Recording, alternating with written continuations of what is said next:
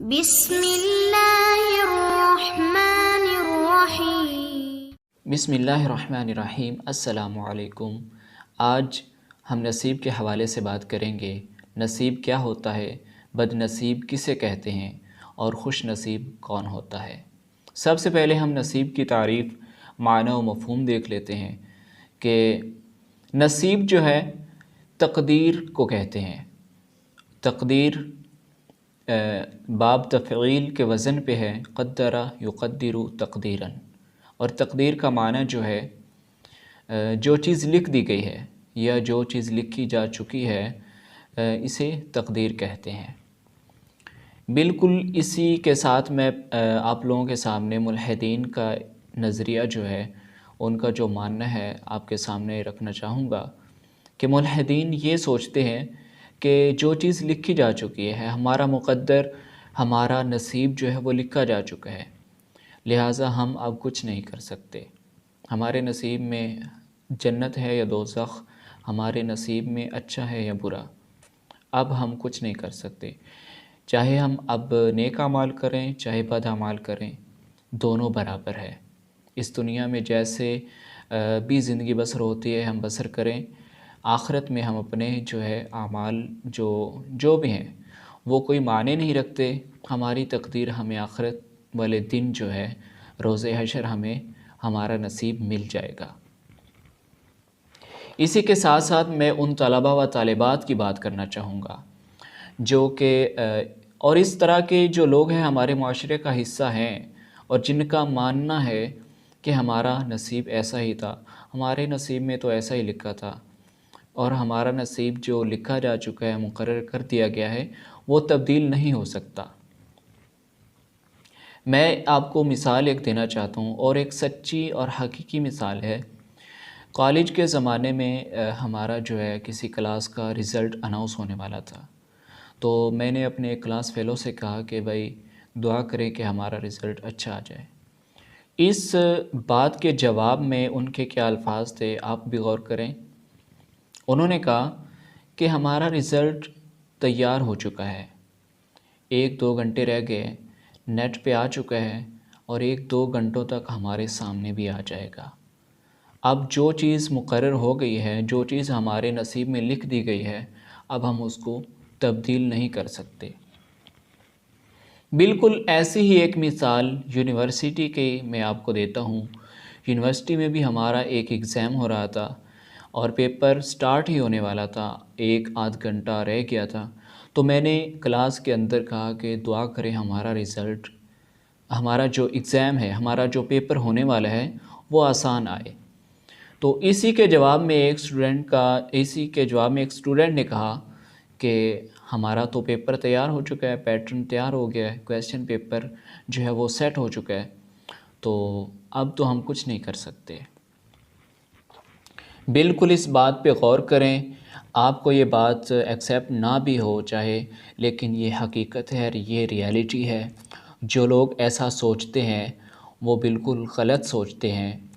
انسان کے پاس میدان عمل ہے، جب تک میدان عمل کے اندر انسان ہے، امتحان گاہ کے اندر انسان ہے، آزمائش گاہ کے اندر انسان جب تک موجود ہے، وہ تدبیر کر سکتا ہے، اور اسی کے ساتھ اس کو دعا کا بھی موقع ملتا ہے۔ یہ 2 چیزیں آزمائش گاہ کے اندر اس کے پاس موجود ہوتی ہیں۔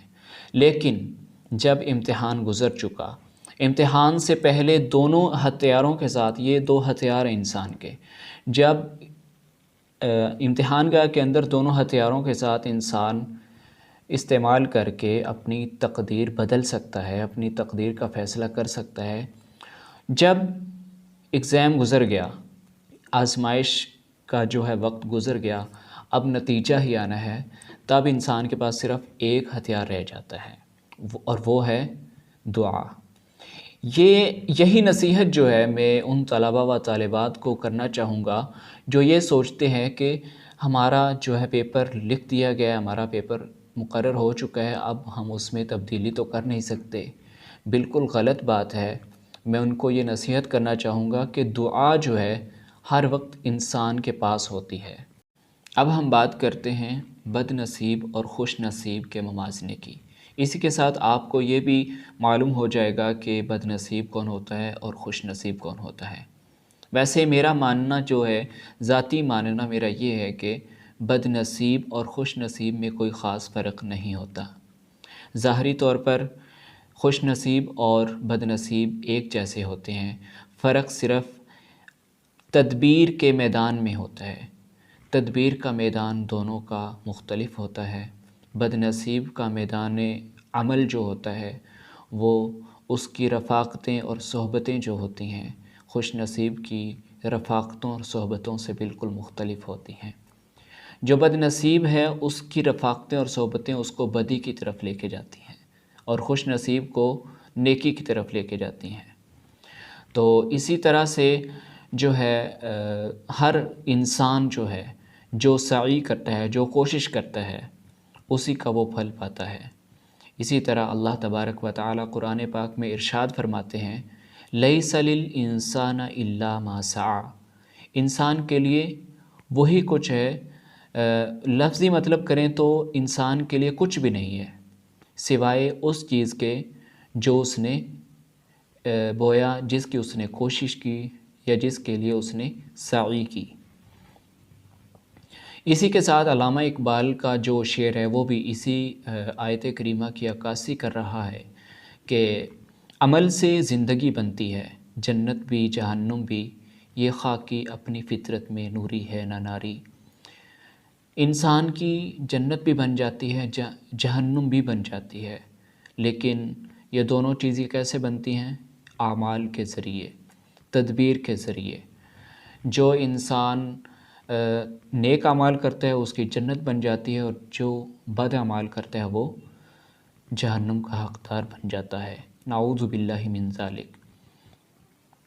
اسی کے ساتھ میں آخر میں ان لوگوں کو نصیحت کرنا چاہوں گا، اور ان کو جو ہے میرا ایک انسانی اور اخلاقی میرا مشورہ ہے کہ وہ اس سوچ سے باہر آنے کی کوشش کرے جو سوچ ان کے دل و دماغ میں پنہاں ہے، کہ وہ سوچتے ہیں کہ ہمارا تو نصیب ہی ایسا تھا، ہماری قسمت میں لکھا ہی ایسا ہے، ہماری تقدیر بس ایسی خراب ہی تقدیر ہے، ہم نے اپنے آپ کو تقدیر کے حوالے کر دیا ہے۔